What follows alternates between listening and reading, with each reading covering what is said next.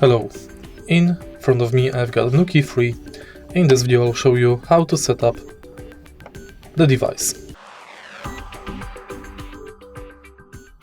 As you can see right here, we've got two covers, A and B.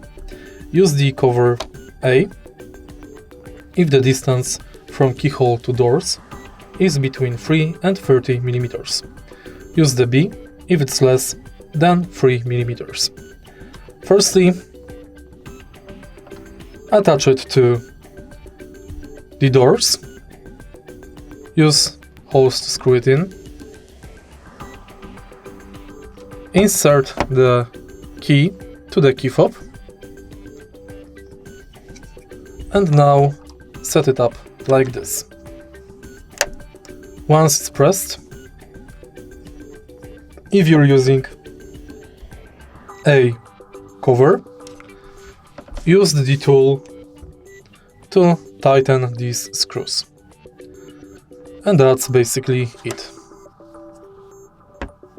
If you find this video helpful, please leave a like, comment and subscribe.